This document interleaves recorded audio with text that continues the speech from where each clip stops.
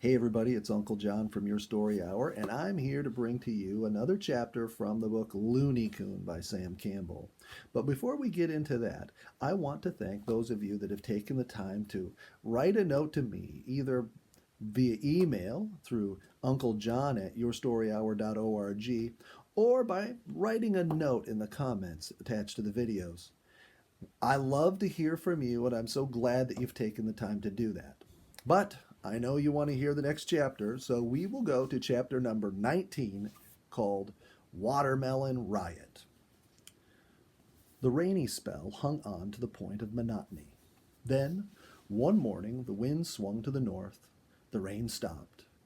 The solid gray sky broke into small islands of clouds that raced before the wind. Patches of blue sky grew larger, and the sun peered through the openings. Raindrops still clung to the tips of pine needles, sparkling like jewels when touched by shafts of sunlight. The forest shook showers of moisture from its foliage and then hung itself out to dry. We went to town for supplies. It wasn't that we were out of food or anything, but the raccoons were. Our grocery bill for animals always is greater than it is for ourselves. Look at our list, Jenny said as we began our shopping. We want carrots and cabbage for the woodchucks, suet and seeds for the birds, cracked corn, dog food, and peanuts for the raccoons and squirrels. At the bottom of the list, isn't there at least a head of lettuce for us? I asked. We really ought to have something. I'll put it down, she answered. The woodchucks like lettuce anyway. Among other things we found in the market that day were watermelons. I bought 4 of them. Now, what in the world are you going to do with 4 watermelons? Jenny asked. They're huge, and we couldn't eat even one. Holiday for raccoons, I replied. If I remember rightly, raccoons used to raid our watermelon patches down in Illinois. I want to see what Loony Coon and his gang will do with them. I've a notion this will be for the making of some funny pictures. It was late in the evening when we paddled over to our island, the canoe loaded with supplies. A perfect calm ruled the night, as though nature had wearied herself with her storms and now was content to be at rest. I hear something in our boathouse, Jenny whispered. So do I. The flashlight is by your feet. Let's see what's going on.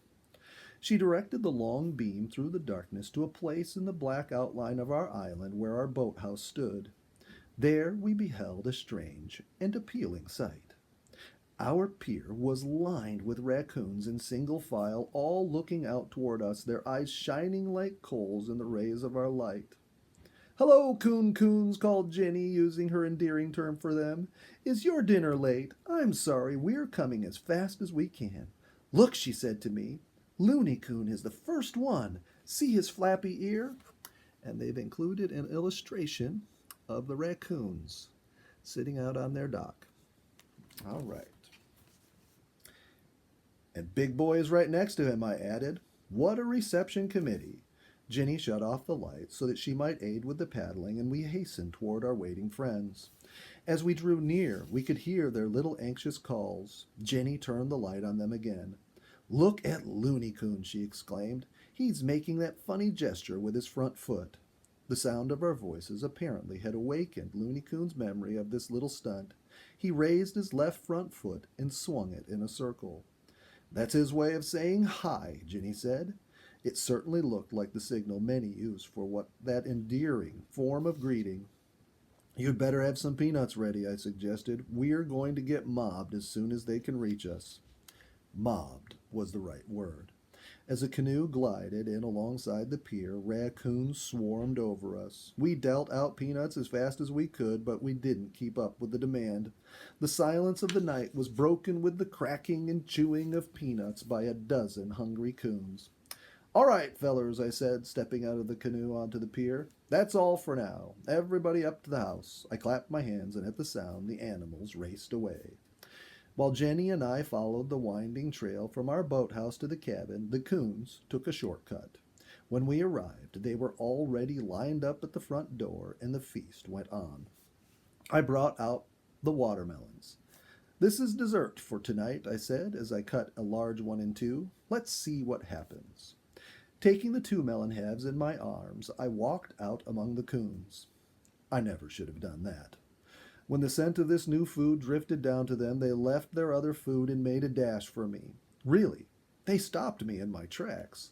Their strong front feet caught hold of my boots and my breeches as each one tried to pull me in a different direction.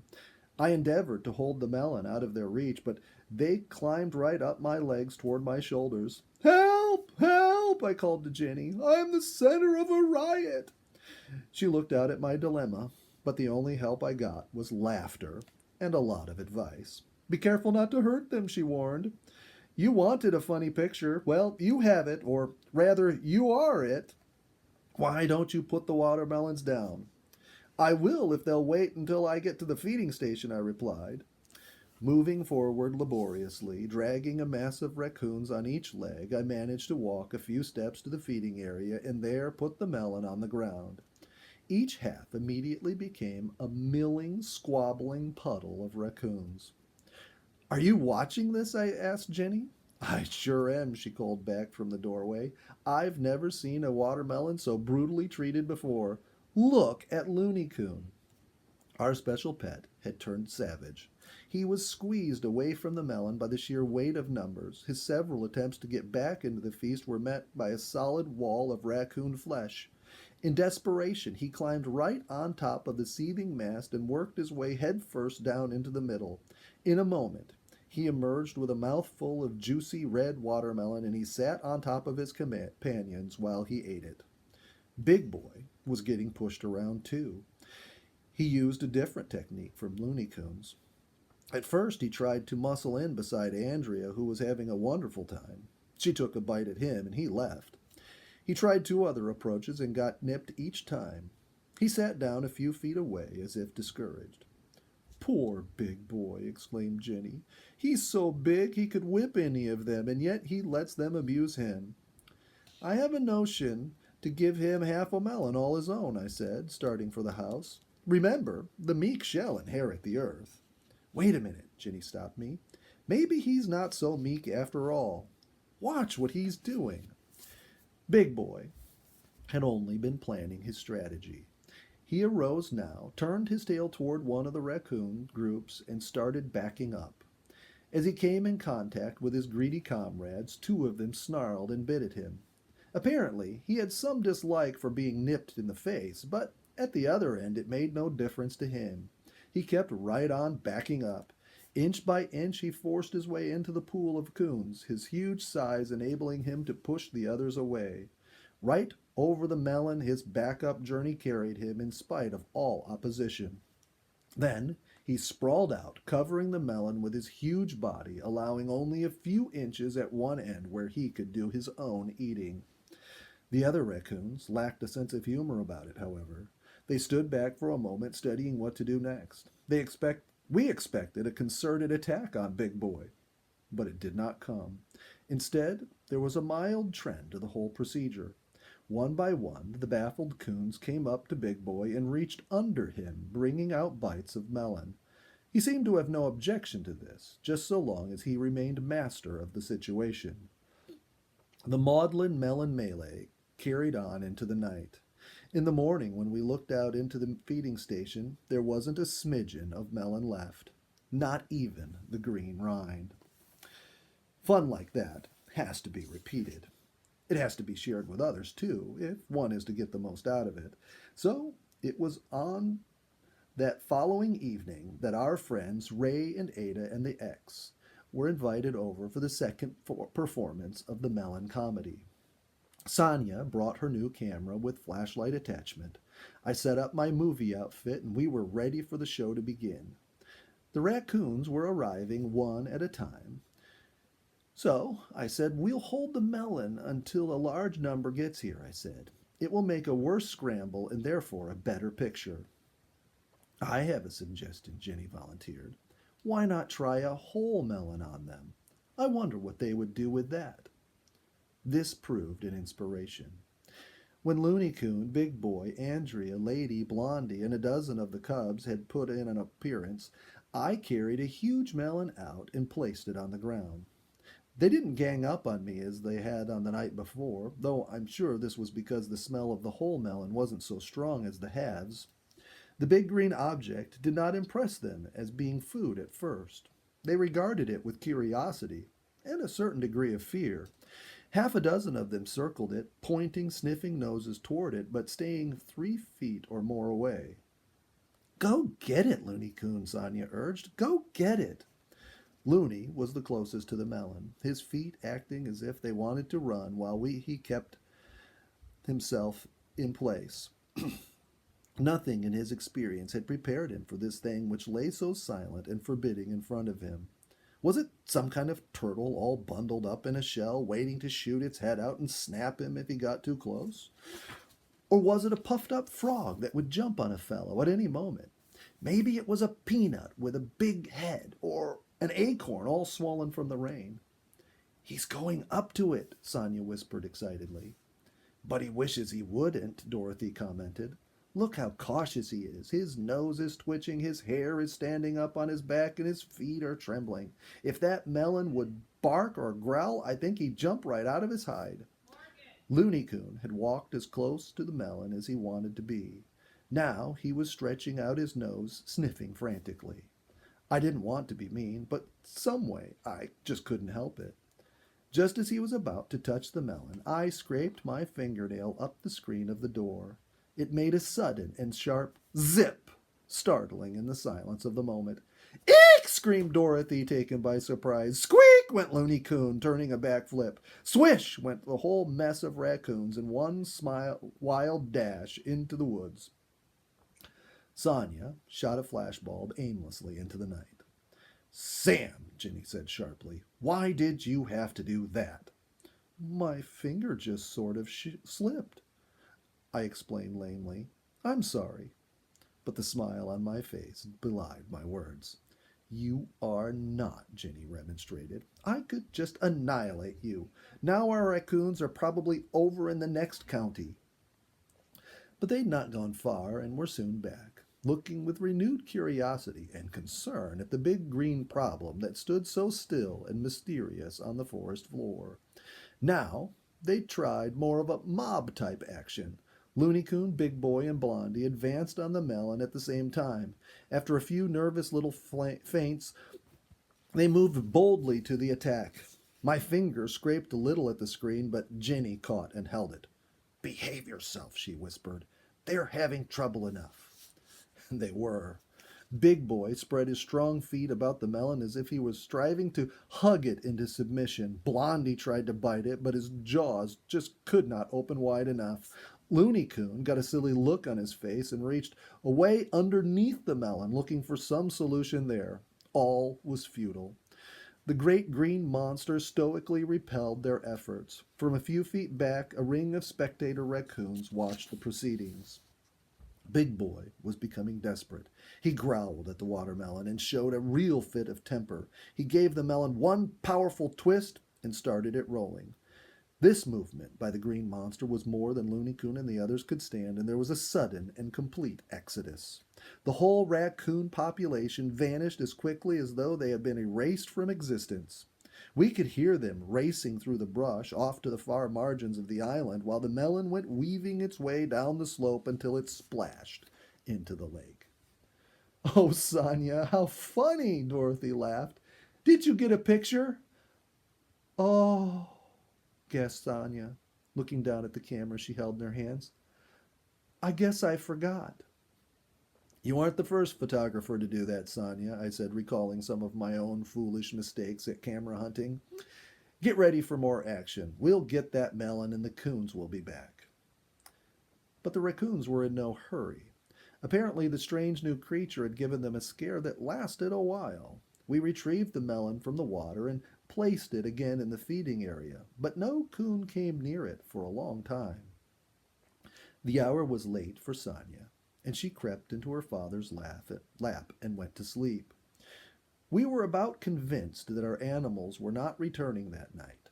Our guests were talking of going home when Ray looked out to the feeding station and announced, Loony Coon's here. Loony Coon? Cried Sonia, sitting up and rubbing her eyes. Yes, Loony Coon. He's back at the melon. We took our stations at the door and windows again to see what would happen next. Why, he's getting bites of melon, Ginny exclaimed. See, he reaches underneath and brings out small pieces.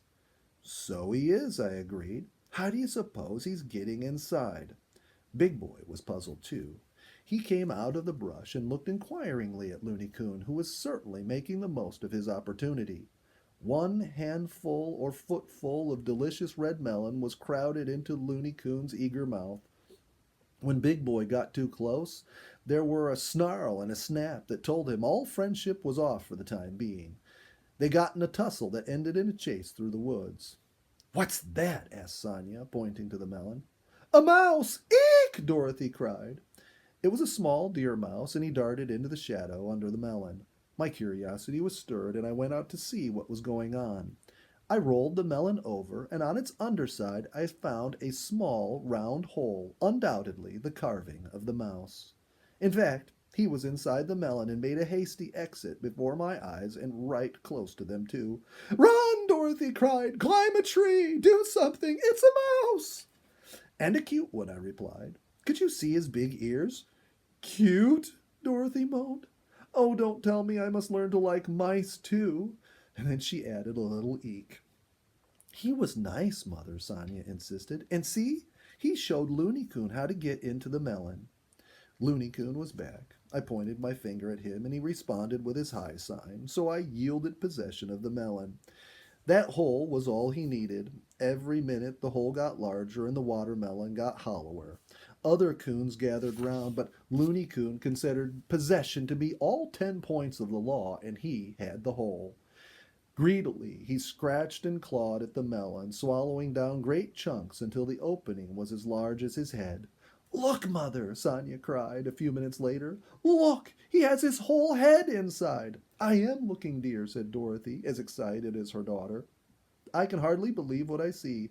Why, he's going farther in!" Loony Coon worked furiously. This business of having his head in the melon had some advantages and some disadvantages. By monopolizing the opening, he kept the other coons from edging in on the feast, but breathing in there was difficult, and occasionally he had to come out for air. When he did, a dozen raccoon paws would reach for the opening and snatch bites. Then in Loony would go again. Under the furious attack, the melon was suffering considerable wear. Soon Loony Coon got not only his head, but his front shoulders and feet as well. "What does he look like?" Jenny laughed. "Is it the dodo, the flightless bird, or a two-legged watermelon?" Dick suggested. "Something never seen before on this earth," he concluded. In sympathy with the other animals, I slipped out and cut another small hole in the melon. Blondie took over this opening, thrusting his good foot in and bringing out one bite after another. He was reaching farther and farther into the interior of the melon when suddenly he jerked his paw out and gave a little cry. The raccoon equivalent of "ouch." Loony Coon inside the melon had bitten him. Time passed unnoticed as we watched this woodland vaudeville. We ran out of laughs. "I can't find another giggle," said Dorothy, looking at her wristwatch. "Why, Sonia Eck, do you know it's nearing 3 o'clock in the morning and you're still up? We must get you home." "Oh, may I watch just a little while longer?" Sonia begged, wide awake with excitement.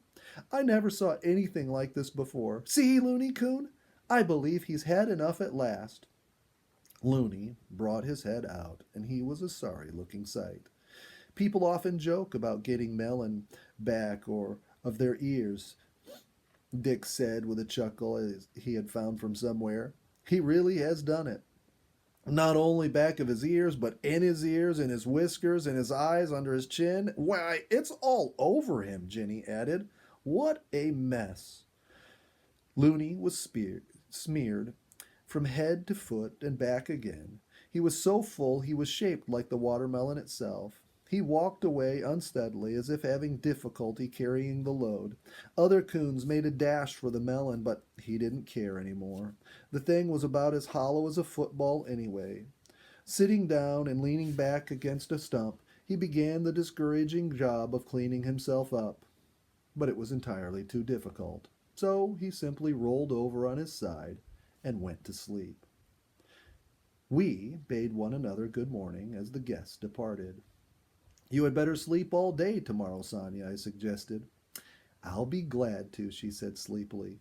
That is, if I can dream about Looney Coon.